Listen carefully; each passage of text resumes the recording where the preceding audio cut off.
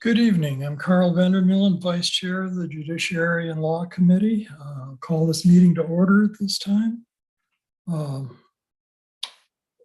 think the record should show that Jim Zons and Jim Tripp are absent unless Jim Zons has joined us. Can I have a motion for approval of the minutes? Bob moves and Mike supports. Any discussion? Okay, all in favor say aye. Aye. Opposed the same? The motion passes. No public comments. So going on to staff reports, Melissa, go ahead. Hi there. I didn't think I was first on the agenda. Sorry about that. If you have any questions on it, does anybody have any questions on my written report?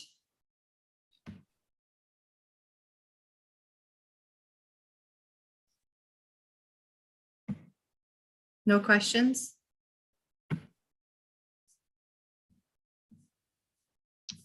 Carl, I think Marcy is first on the agenda, medical examiner, but Okay. I'm looking at the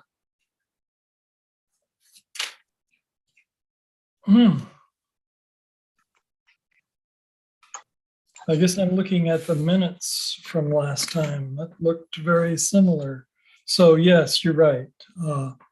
So let's go to Marcy first, and we'll come back to any questions to Melissa later. Good evening. I do not have any additions. Are there any questions for me?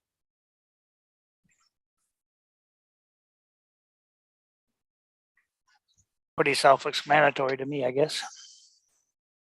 Yeah. So no questions?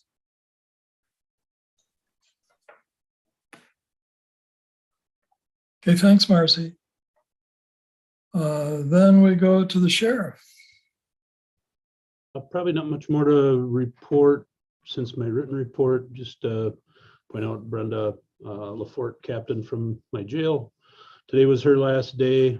She's being replaced by Sergeant Doug Ormson, who's been with us for 20 years. He's got a wealth of knowledge and they'll be able to step in pretty seamlessly and take over that role. Otherwise, hiring in the jail has gotten a little bit better since an increase in pay, and we're still, with Brenda leaving now, and I think we're still, that'll make us 2 bodies short in the jail. So we've kind of got an open recruitment going, and hopefully be able to fill those shortly. The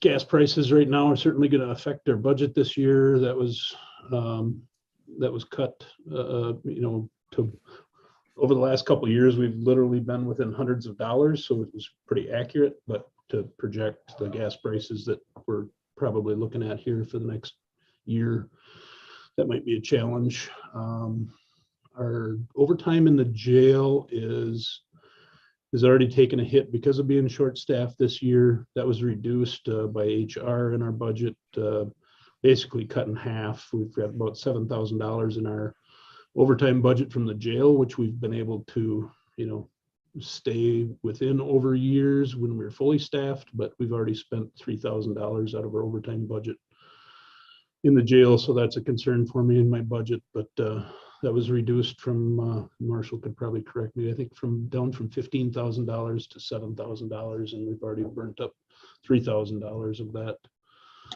this year. So that's certainly going to be an item we have to keep an eye on and hopefully control when we get fully staffed and everybody trained. But other than that, I don't have much more to report unless you have questions. Any questions? Hearing none, thanks, Sheriff. Yes, go ahead. Sorry, I couldn't get unmuted in time. Okay.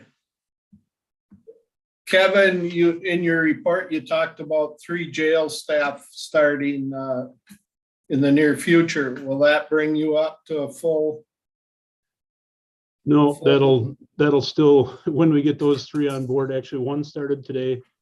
One starts next Monday and one starts the following Monday. We're still too short after those 3 get on board. So Okay.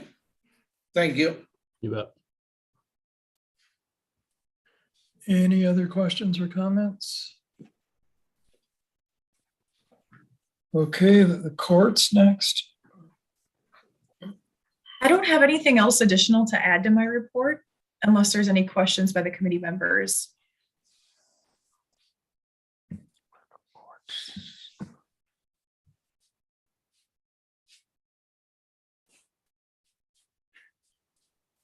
Any questions?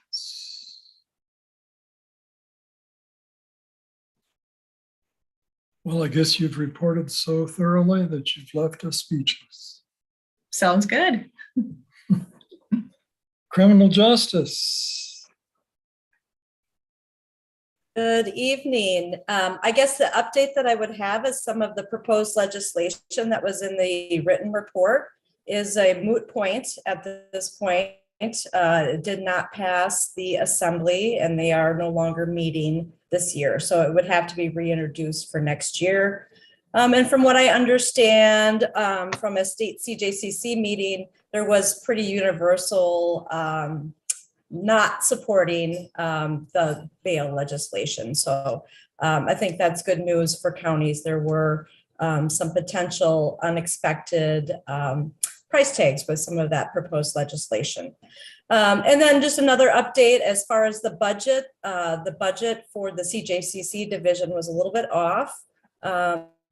But with Sarah Stabeno's help, we did determine it was really the family treatment court coordinator was still under the budget of the Cjcc. So they are now under human services. So we'll have that adjustment coming to the budget at some point. It's just really a procedural thing behind the scenes overall. So any questions? I'd be happy. On those bail stuff that was going through there, WCA was really opposed to all this. Is that because of the cost? Wisconsin Counties Association? Yes, so that's part of the reason they're opposed to any kind of mandatory requirements that are put on to counties. These would have been costs that counties would have bore, and they could have been quite large. So anytime that there's cost to counties and it reduces the discretion that we have on a local level, they are, really don't support it. This is also kind of contrary to evidence-based practices and really best practices in the field as well. So it was just, just really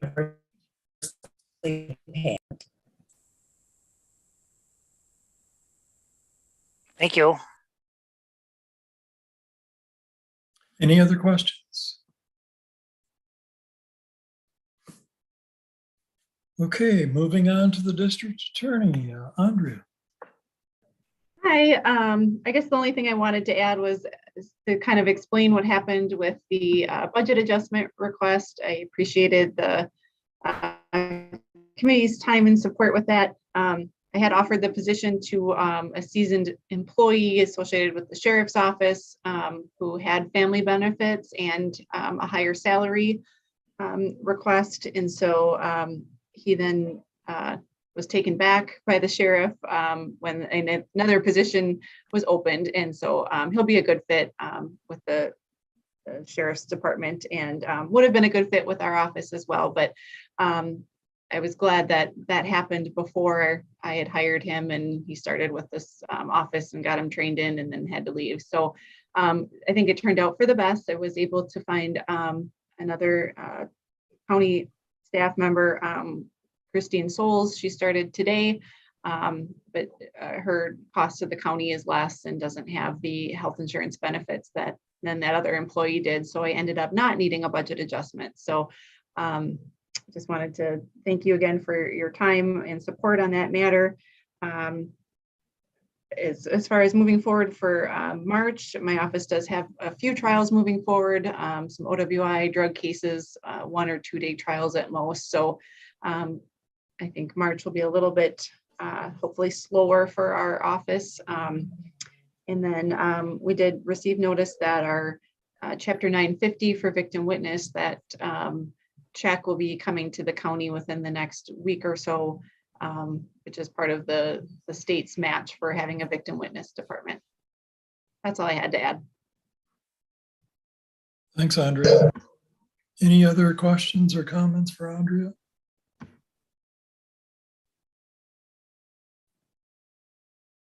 Okay, moving to child support. Josie?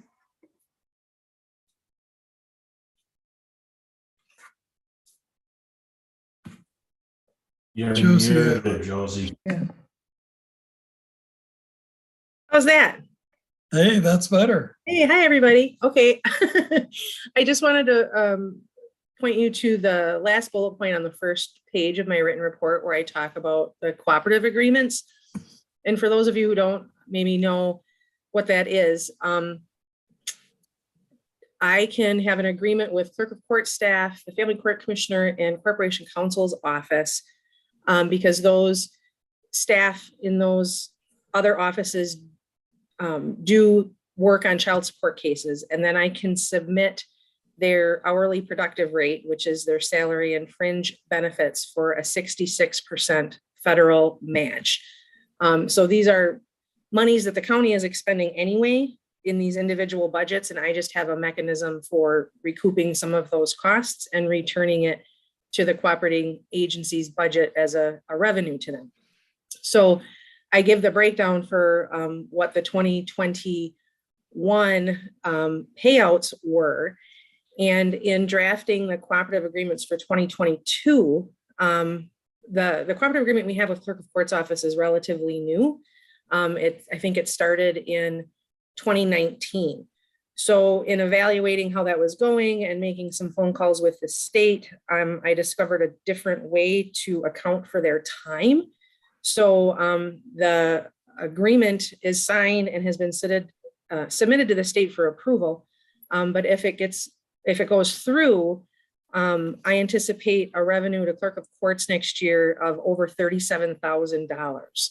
So I'm very excited about that. I'm sure Katie is excited about that as well. So we'll see, fingers crossed that goes through this week. And then on the second page, I have the budget, year-end budget for 2021. And, using that little Excel revenues, expenditures, balance thing that Paul wanted us to use. And to me, that is, is insufficient to show how I really ended up in the year, because it looks like I'm sitting on $187,000, which I am not.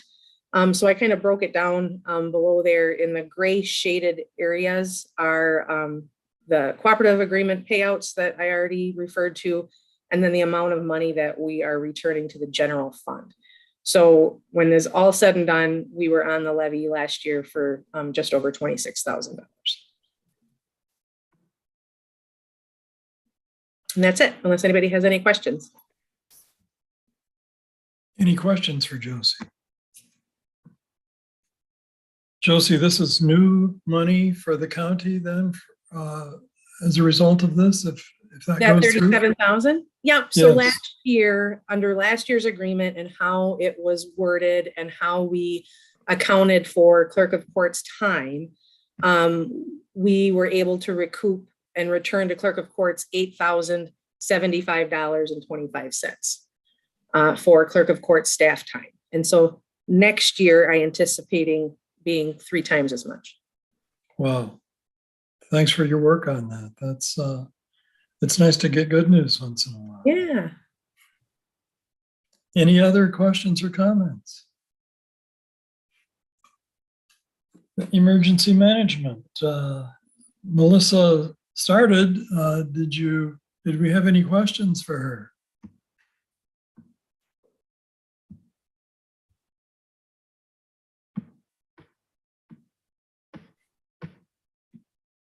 I really don't have anything to add if you don't have any questions.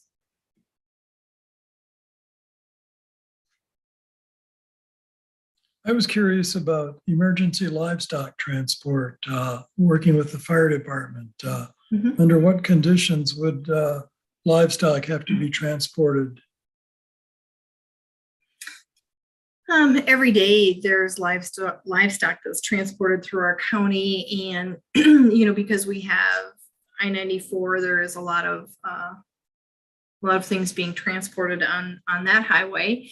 And we actually have had a couple instances where there have been issues with the transport vehicle being in an accident, or stuck in traffic behind an accident, different things like that. And we just wanted to have a plan in place to deal with situations.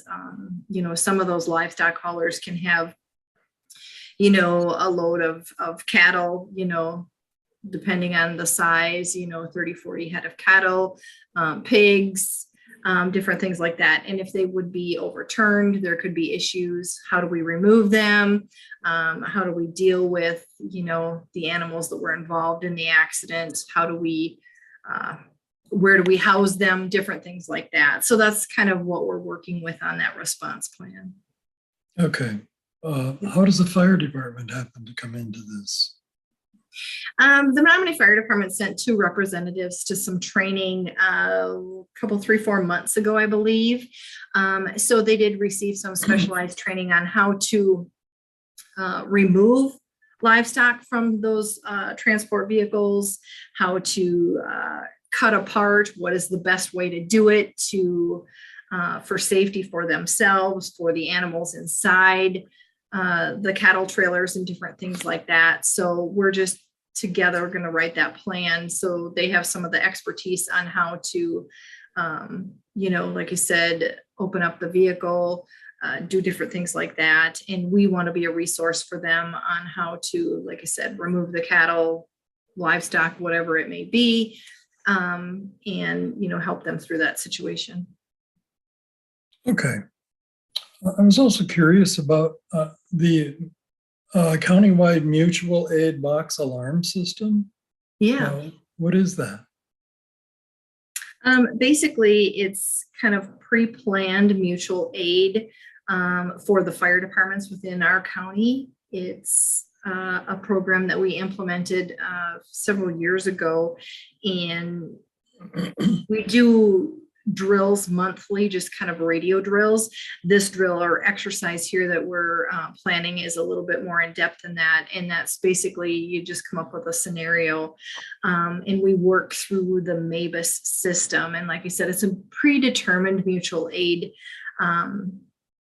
system that we use. So if it's a large building in, let's just say, Boyceville Fire's district, and they can't handle it due to, personnel or equipment or whatever it may be, it's predetermined who they may need for different types of assistance, like different chiefs that would come and help them, tankers, different things like that. So they let dispatch know kind of what they're looking for, what card, as we call it, they would need. And then dispatch will work through that card, trying to find them the mutual aid that they need to work through that incident, whatever it may be. Okay, thank you. Mm-hmm. Any other questions for Melissa? Carl, this is Kevin. I was just going to point out that this was it was kind of a system developed by the fire department, so it doesn't deplete any one agency or department of all of their equipment. Years ago, they used to say, we need more help, so they'd send all of Glenwood Fire to a fire in Boyceville. Well, that would completely deplete all of their engines and tankers and manpower from their agency. Now the fire service has gotten much better at planning, and now they'll pull a tanker from Prairie Farm, engine from Colfax, manpower from another agency, and so they don't deplete one agency of all of their equipment. They kind of get it from all over the place. So a lot of times you'll see in our news releases that, a whole list of, Prairie Farm, Ridgeland, Sand Creek, Boyceville, Glenwood fire departments all responded to something. They all responded with some manpower and some equipment, but they didn't empty everybody's fire hall to come and help one agency. Yeah, thank you. That makes good sense. Any other questions or comments? Okay, thanks for the reports. Item 6, no items placed at the request of the chair. Consideration of actions to be taken. I see Sheriff's Office disposal of Deputy Sheriff eligibility list. Sheriff, do we need to take some action there? Yeah, did you want me to speak to that now? Go ahead. So during our last hiring process, we hired, we only had 5 that actually made the list. We've hired 1 off that list. 1 was hired by Mondovi Police Department. 2 are not hireable at this time because they're not certified law enforcement officers in the state. And 1 was eliminated on a preliminary background check. So we have our court security deputy, Bruce Sampson, retiring here later in March. So we need to start a new hiring process, and we don't have anybody on the eligibility list that's hireable at this point. So I have to get the blessing of Judiciary and law to dispose of the list by action before we can move on and start a new process to get a new eligibility list going. Okay. Is there someone who would like to move that we go ahead and do that? I'll move that we get rid of the list. Mike moves and I'll second. Bob, Bob seconds. Katie, do you have a good idea what that motion looks like? Yeah, I think we're good to go. Okay. Any discussion of the motion? Everybody know what we're doing? All in favor, say aye. Aye. Opposed, like sign. That motion carries. So I think next thing is emergency management carry forward request. Melissa? Thank you. I have 2 of them, and the first one that I have on the list is $78,000. It's funding that we have had for the last payment for the Wiscom radio system that we installed here in Dunn County in 2015. It's the last installment of $78,000 to E.F. Johnson Corporation, which we have not made because we have not signed off on the project yet. So we continually request to carry that forward. So that's the $78,000. The $432,384 is a combination of 2 radio projects kind of wrapped into one funding source. And the first one is to replace all of the repeaters and equipment for the Dunn Fire EMS frequency. And that is not complete at this time. And the second part of that $400 and some thousand is for the possible tower project of purchasing land and putting up a tower in the northwest part of Dunn County. And I think I spoke to that last meeting where the state has notified us that they are looking at possibly changing the radio system. And so we had talked about that money not being used until we determine on which direction the state is going to go with the radio system. So we are carrying that forward into 22. So that's the 2 carry forwards that I have for a total of $510,384. Okay, thank you. Do we usually have 2 motions when there are 2 requests like this? I forget. Dave, does it matter whether we do this in 1 or 2 motions? Yeah. No, they could be together. Okay. So basically, the motion is to approve 2 carry forward requests from the emergency management Can I get a motion to, can I get someone to support that motion? Jim Zahn's making a motion to approve that carry forward request. Okay, is there a second? I'll second. Bob Bauer seconds it. Any discussion? Okay, all in favor, say aye. Aye. Opposed, the same. That motion carries. And the sheriff's office has a carry forward request. Yeah, I can break down each of these for you. We have a rolling K9 donations line item that donations received by the public and businesses and stuff for K9 expenses. That current balance is $6,858. We're requesting a rollover from year to year on that line item. And same thing with first responder donations. People will have first responders work an event. They don't get paid. They're strictly volunteers. So we'll have organizations make a contribution to the Dunn County First Responders Program. And we're just asking that that money be carried forward from year to year. I was hoping Beata was going to be on, our CFO, to maybe break down the next one a little better for you, but I'll give it my best shot and have Marshall jump in if I need to here. But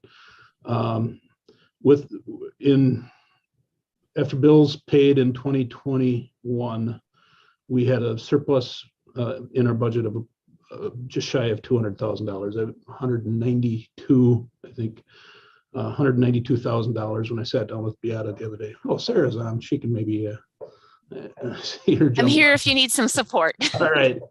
Where I might need support is where this money would be coming from. But so we looked at the 2022 budget. Those of you involved in the budget process remember that we were asked to absorb about $125,000 to $117,000 in our budget due to the loss of revenue from state inmates, which we did. We had a UTV budgeted for 2022, no money allocated for that because that was part of the absorption into our budget. So we're asking for $17,000 to be carried forward from 2021 budget remainder or surplus into 2022 for the purchase of that. We had a transport van budgeted last year that was, we weren't able to find one to buy one because of everybody's excuse of COVID, but there were no transport vans to be had last year. Marshall searched all over the country to try and find one to replace one of our transport vans with well over 100,000 miles on it, and couldn't find one to purchase in through state contract. So what's the breakdown on that? Was I think $38,000 to replace that, $37,000 to replace that. And of course, as you know, if you're involved in the budget process, our budgets have to be submitted in May. We thought we could get by in 2022 without buying a fourth squad, but we soon realized after budgets were submitted and rolled through that we've got a 2014 that is quickly deteriorating to the point that we'll be able to stick your finger through the holes, rust spots in the fenders in the cab corner. Right now, that 2014 F-150s blue book's at about $20,000. We can replace it with brand new squad, aluminum that won't rust like this one does, for about $38,000.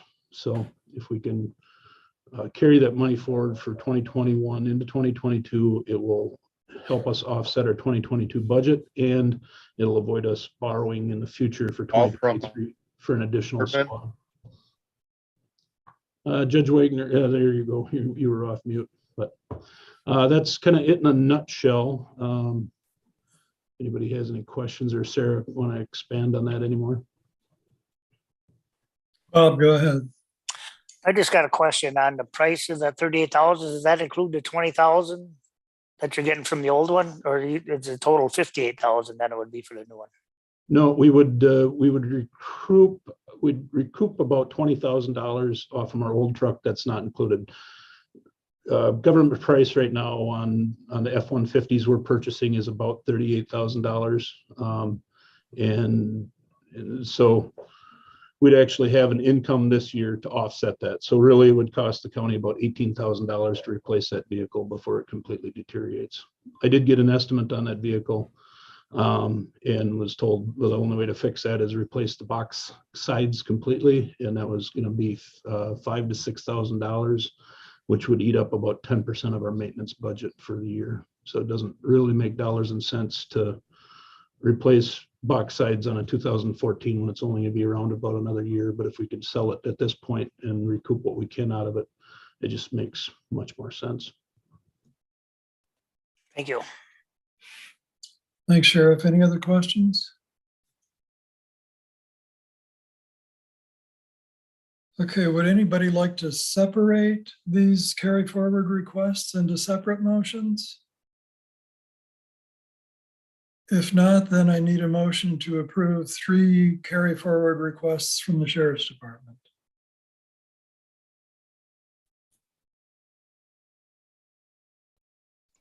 I'll I move. still move. There we go. I was waiting to get on clicked on here. Mike Hey, Bob. moves, Bob supports. There we go. Questions? Okay, all in favor, say aye. Hi. Aye. Opposed, the same. That motion carries. Katie, you've got the specific, you can plug in the specifics, right? Yes. Any, let's see, announcements? Anybody have any announcements? Carl, one thing I forgot to mention in my report, if you don't mind. Yeah, go ahead. Just before this meeting started, I received letters or copies of letters that went out to deputies today. They probably haven't even got them yet, but 2 of my deputies were selected by Wisconsin Professional Police Association. One chosen for